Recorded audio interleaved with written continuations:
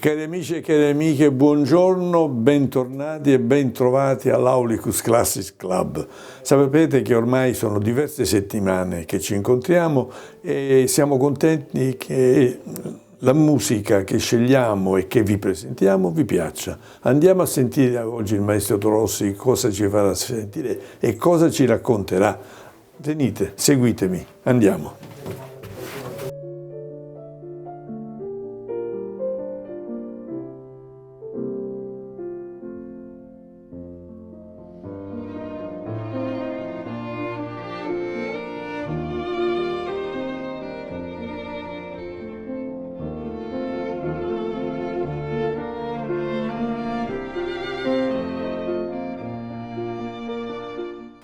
Stefano. Eccoci qua, di nuovo a raccontare le stesse cose, ma in maniera diversa, perché cambiano i nomi. Certo, ma abbiamo trovato delle cose.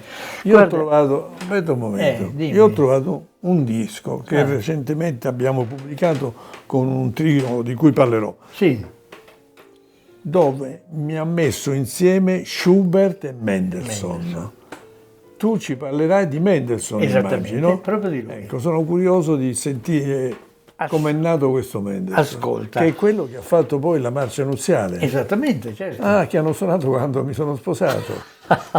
50 anni fa. E non solo tu, ma tanti altri. No, tanti è altri lui, è quello della marcia nuziale. È quello della marcia nuziale. Ah, bene. Andiamo avanti, facci allora, sentire. Mendelssohn. Allora, intanto, il nome completo è Felix Mendelssohn Bartholdy. A Bartholdy. Allora, Felix è nipote del filosofo Moses Mendelssohn, di poverissima famiglia ebraica. Felix nasce e cresce ad Amburgo in una condizione familiare di primo piano, poiché il padre Abraham, banchiere, quindi figlio del filosofo, dalla situazione poverissima del nonno, era diventato banchiere ed aveva costruito un notevolissimo patrimonio familiare. Pensa, in una generazione. I banchieri all'epoca erano persone fisiche, non era una banca come adesso. Oggi c'è la banca privata. Esatto. Lui era la banca privata, quindi era un commerciante di soldi. Esatto, proprio così. Vedi? In una generazione c'è stato questo salto, interessante questo. Certo. Quindi quando il piccolo Felix ha 7 anni, tutta la famiglia si converte e diventa protestante, perché in origine sono ebrei. Ebrei, certo.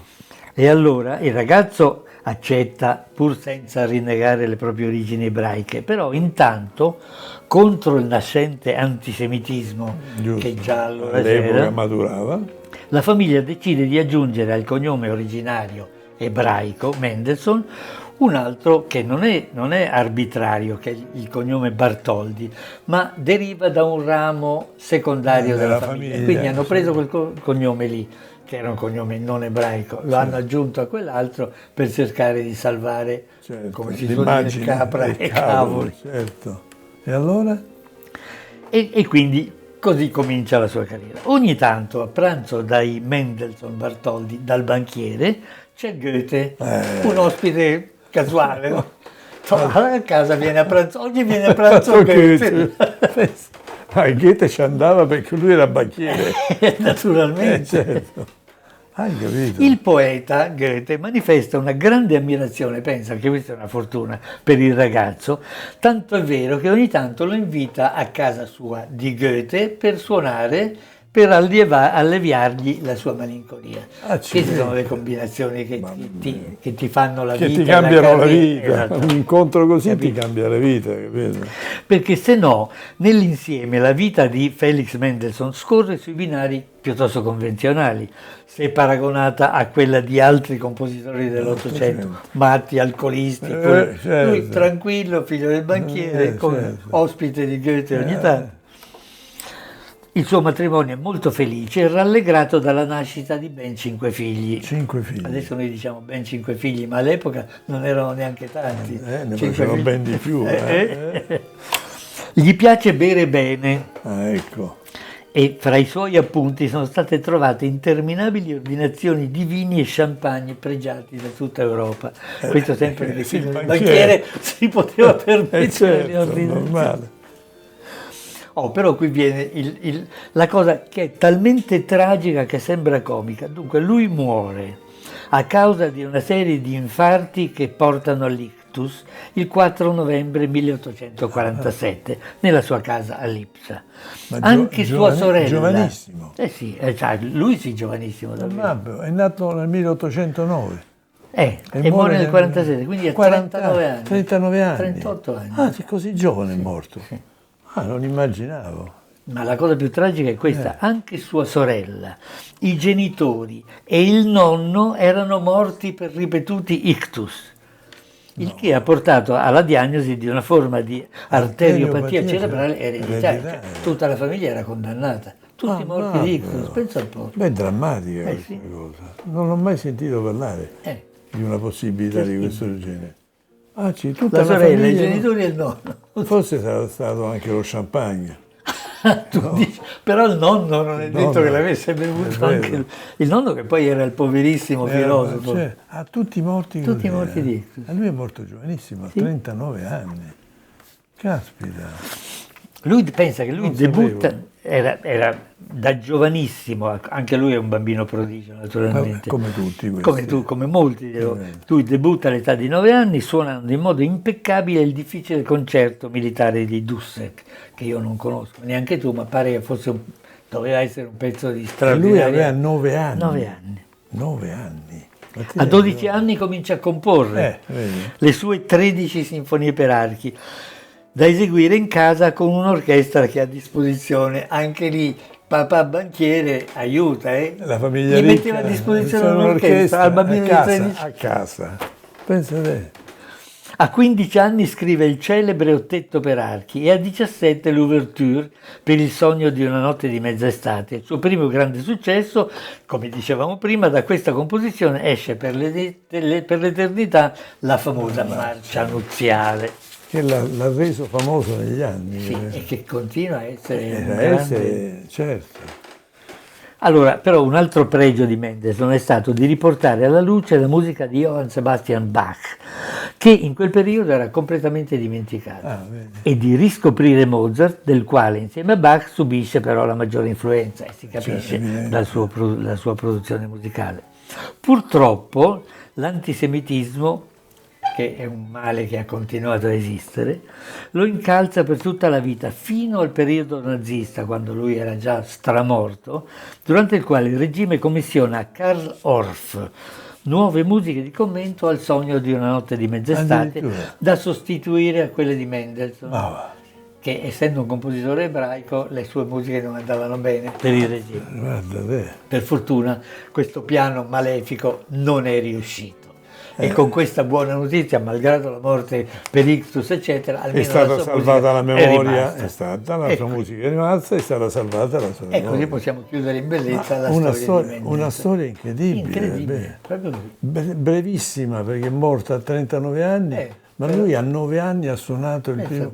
veramente. Fantastico. Veramente. Grazie per questi particolari biografici che io non li conoscevo onestamente, ma... Non so se i nostri spettatori magari l'avevano scoperti anche loro. Comunque grazie, molto interessante. E allora adesso facciamo una pausa e ci rivediamo tra poco. Bene.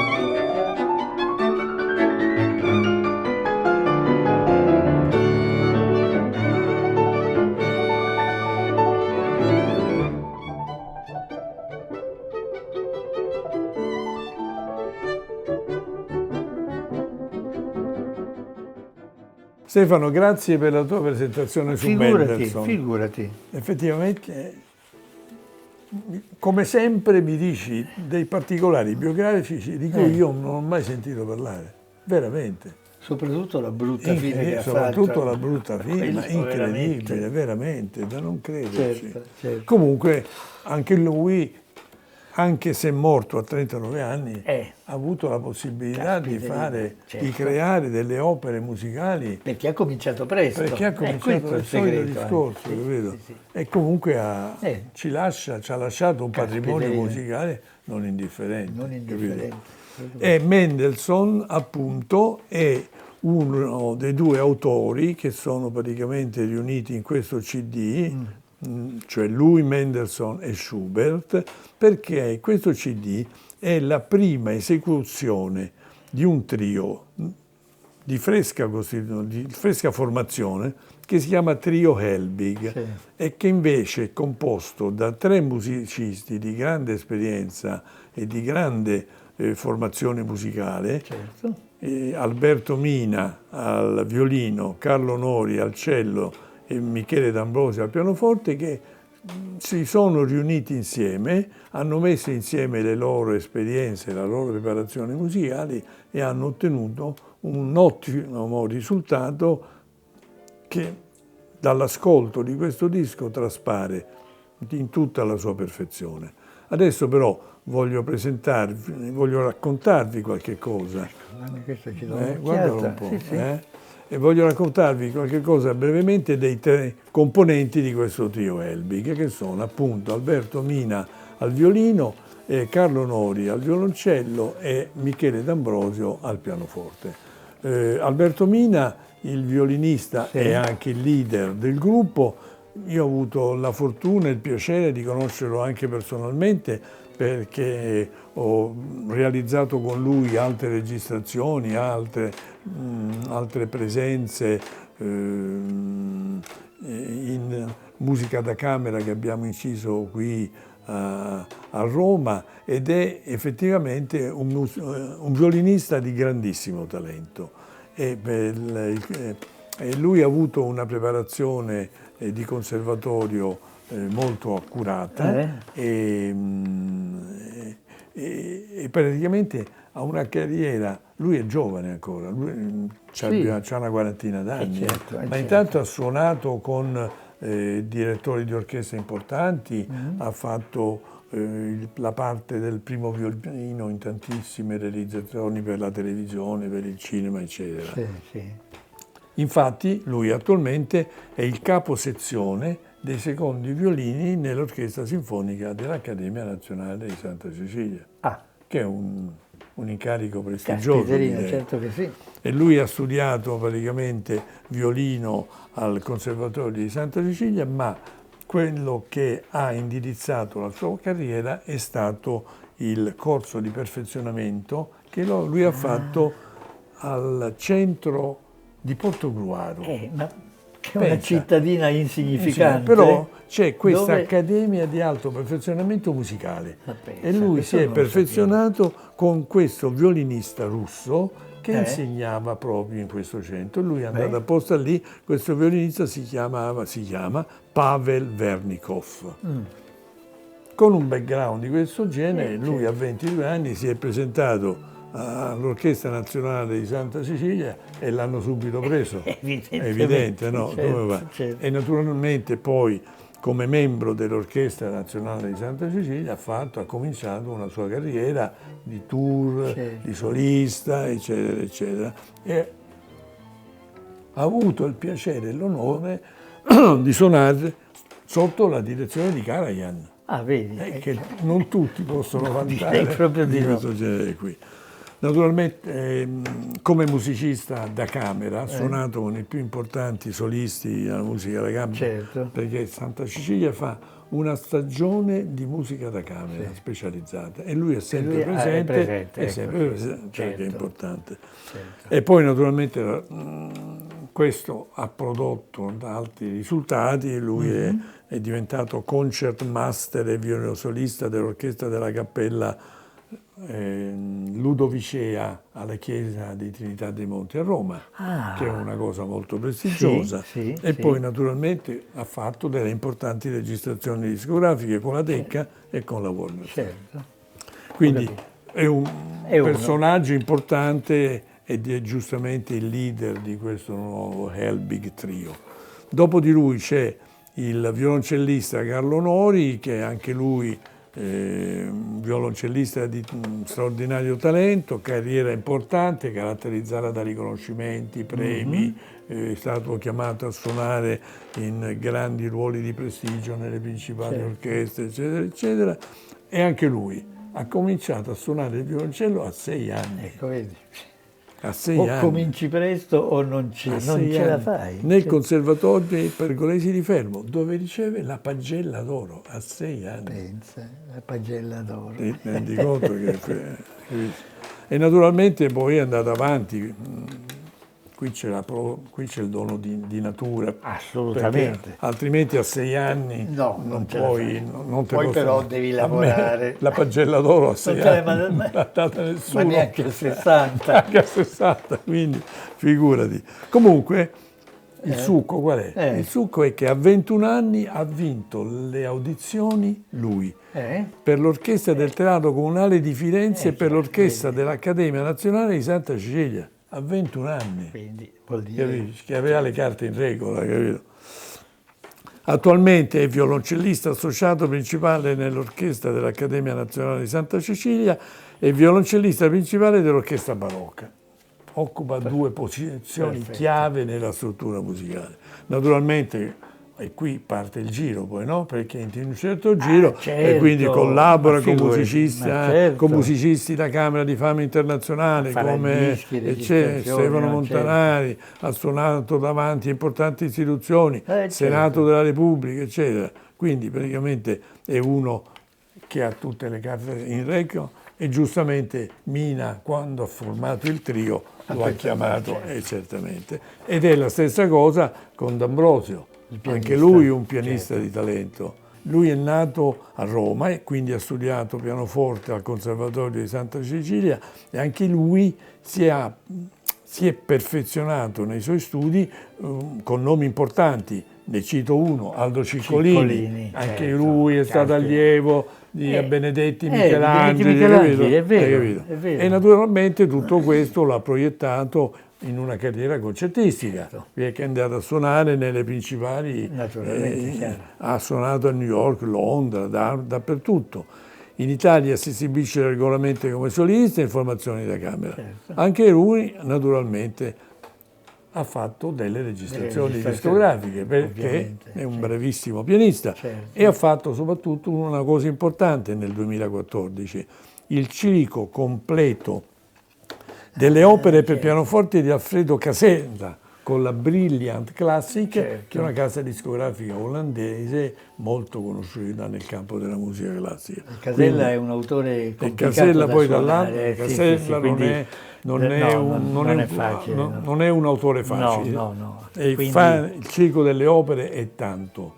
È stato un grosso lavoro, quindi vuol dire che lui è molto bravo. Assolutamente, sì. Comunque, questo trio Helbig, veramente io penso che faremo in futuro altre registrazioni col trio Helbig, perché effettivamente è composto da personaggi di grandissimo valore, di grandissimo talento. Stefano, grazie. Figurati. Grazie alquanto prima e colgo l'occasione per ringraziare anche voi per il vostro interesse che noi peraltro cerchiamo sempre di stimolare. Vi ricordo anche di iscrivervi al nostro canale per non perdere i prossimi episodi e soprattutto vi ricordo di mettere il like, va messo per supportarci. Grazie e a presto.